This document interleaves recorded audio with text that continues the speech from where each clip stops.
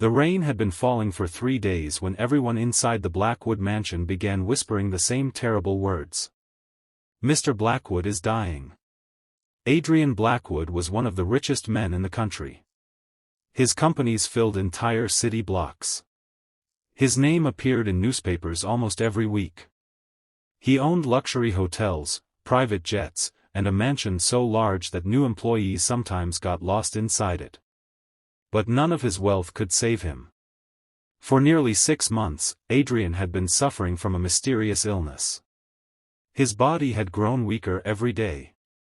Food made him sick. Medicine barely helped. His doctors had flown in from different countries, yet none could explain why his condition continued to worsen. That evening, Adrian lay alone in his enormous bedroom. A doctor stood beside the bed, speaking quietly with the family lawyer. "We need to prepare everyone," the doctor said.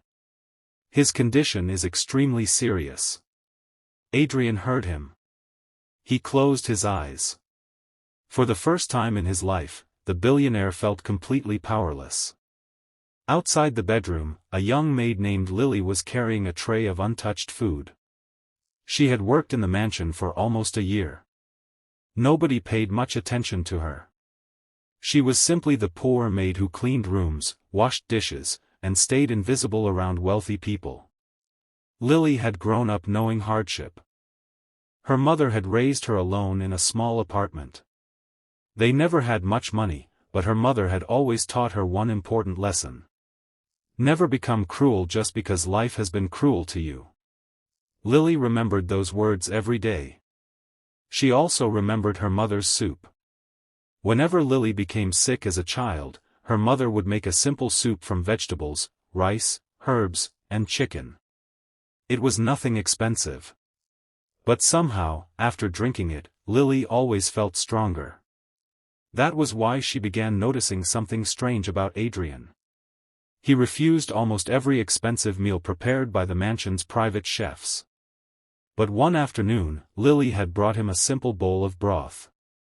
Adrian had eaten several spoonfuls before pushing the bowl away.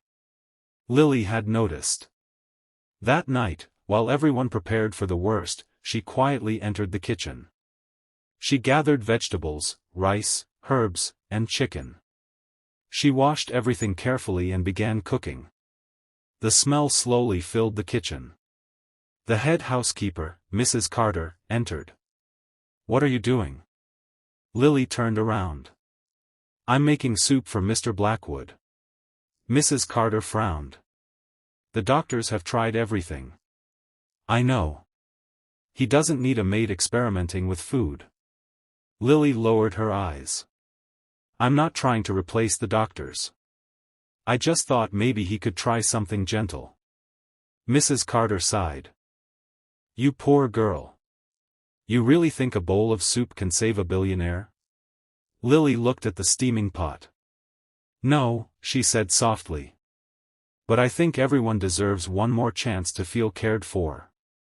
Mrs. Carter said nothing. Lily poured the soup into a bowl. Then she carried it upstairs. At the bedroom door, the doctor stopped her. "What is that?" "Soup. Take it away." Before Lily could respond, Adrian spoke weakly from the bed. "Let her come in." The doctor looked surprised. Lily entered. Adrian turned his head toward her. "What did you bring?" "Soup, sir." "I don't want food." "You don't have to finish it." Lily placed the bowl on the table. Adrian stared at it. The smell reminded him of something. Something buried deep inside his memory. He looked at Lily. "Who taught you to make that?" "My mother." "What was her name?" Lily paused. "Anna." The color suddenly disappeared from Adrian's face. The name hit him like a forgotten memory coming back all at once. Anna. 23 years earlier, before Adrian had become a billionaire, he had loved a young woman named Anna. She had been kind, intelligent, and poor. Adrian's wealthy parents hated her. They believed she wanted his money. But Adrian had planned to marry her anyway. Then one morning, Anna disappeared. Adrian searched for her everywhere. He called hospitals. He hired investigators. He visited every address he knew. Nothing. Eventually, he believed Anna had left him. Years passed. Adrian built his empire. But he never married. He told everyone he simply preferred his freedom. The truth was that a part of him had never stopped waiting for Anna. Now a young maid had just spoken her name. "Your mother," Adrian whispered. "What happened to her?" "She died when I was 9. Adrian swallowed. "How?" "She became sick." "And your father?" Lily shook her head. "I never knew him." Adrian stared at her. "Did your mother ever tell you anything about him?" Lily looked uncomfortable. She didn't like talking about him. "Did she leave anything behind?" "Yes." "What?" "A wooden box." Adrian's hands began trembling. "What was inside?" "A photograph. A silver locket. And a letter." "Bring it to me." Lily hesitated. "Why?" "Please." Something in Adrian's voice made her obey. She left the room and returned 20 minutes later carrying a small, worn wooden box. Adrian stared at it. The box looked familiar. Lily placed it beside him. He opened it. Inside was an old photograph. Adrian stopped breathing. The picture showed a much younger version of himself standing beside Anna. His hand was around her shoulder. They were smiling. Adrian remembered that day. He had taken the photograph himself. He had given the picture to Anna. He thought it had been lost forever. Then he saw the silver locket. He picked it up. On the back were 2 letters. A.B. His initials. His hands shook harder. Lily watched him with confusion. "What is wrong?" Adrian looked at her. "Your mother never showed you this?" "No." He opened the letter. The handwriting was unmistakably Anna's. Adrian read silently. The letter explained everything. Anna had discovered she was pregnant shortly before she disappeared. She had tried to tell Adrian. But Adrian's mother had threatened her. She told Anna that if she stayed with Adrian, she would destroy his future. Anna had been terrified. She left town. She raised her daughter alone. And before her death, she wrote the letter because she could no longer carry the secret. The final words made Adrian's eyes fill with tears. She had written that Lily was his daughter. Adrian lowered the letter. His entire life seemed to collapse around him. "Lily." She looked at him. "What?" He stared into her eyes. "You are not just a maid." She frowned. "What do you mean?" "You are my daughter." Lily froze. For several seconds, neither of them moved. Then Lily shook her head. "No. I'm sorry. No." Her voice became louder. "You can't say something like that." Adrian showed her the photograph and letter. Lily read them. Her hands began shaking. She looked at the photograph. Then at Adrian. Then back at the letter. "My mother never told me. She was afraid." "Afraid of you?" "Perhaps she was afraid of my family." Lily's eyes filled with tears. "All my life, I thought my father abandoned us." Adrian's voice cracked. "I thought your mother abandoned me." Silence filled the room. Then Lily started crying. Adrian slowly reached for her hand. "I lost 23 years with you." Lily pulled her hand away. "You can't get those years back." Adrian closed his eyes. "I know." For the first time, the billionaire looked like a broken old man. Not a powerful businessman. Not a wealthy king of industry. Just a father who had discovered his daughter when it was almost too late. But there was another problem. Adrian's illness still had no clear explanation. Lily couldn't forget the doctor's words.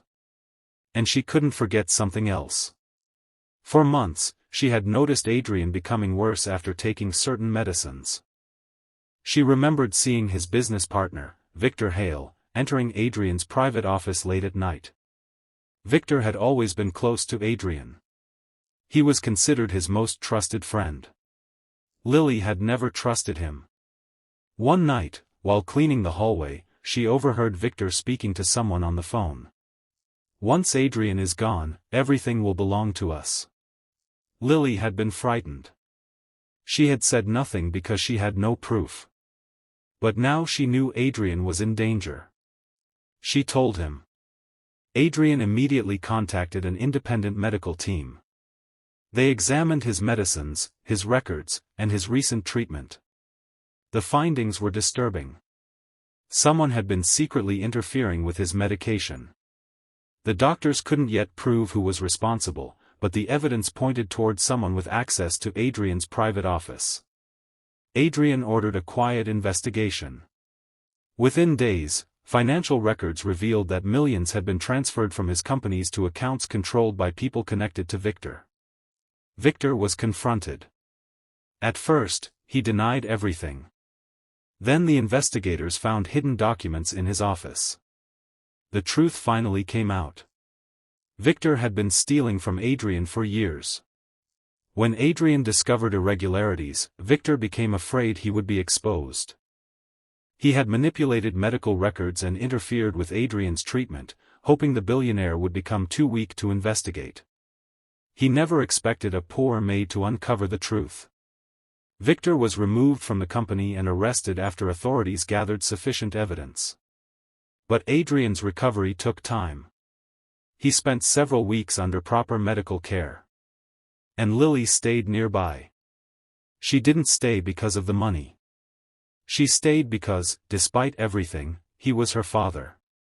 One morning, Adrian woke up and found Lily sitting near the window. "You should go home," he said. She smiled. "This is my home too." Adrian looked surprised. "Yes." Lily smiled. "Then I think I'll stay." Adrian laughed for the first time in months. A few weeks later, he was strong enough to walk through the garden. Lily walked beside him. "You know," she said, "I still can't believe soup helped you." Adrian smiled. "It wasn't the soup." "What was it?" "You." Lily shook her head. "I only cooked. You reminded me that someone still cared whether I lived." Adrian stopped walking. He looked at the mansion. For years, it had felt enormous and empty. Now it finally felt like home. He had spent his entire life building an empire. But none of his billions could give him what one simple bowl of soup had brought. A daughter. A family. And another chance. From that day forward, Lily never worked as a maid again. But Adrian never treated her like a spoiled heiress either. He encouraged her to study, build her own career, and choose her own future. Lily eventually created a foundation that provided food and education for poor children. Her first project was a small community kitchen. And the first meal she served there was the same simple soup her mother had once made for her. Adrian stood beside her, watching hundreds of people receive warm food. He quietly whispered, "Anna, I finally found her." Lily heard him. She took his hand. "She found you too." Adrian smiled through his tears. He had once believed that his greatest achievement was becoming a billionaire. Now he knew better. His greatest blessing had never been his fortune. It was the daughter he had unknowingly lost, and the poor maid whose kindness had saved his life before either of them knew who they truly were. Sometimes, the person standing quietly in the corner is carrying the greatest gift life can give. And sometimes, a simple act of kindness can open the door to a second chance that money could never buy.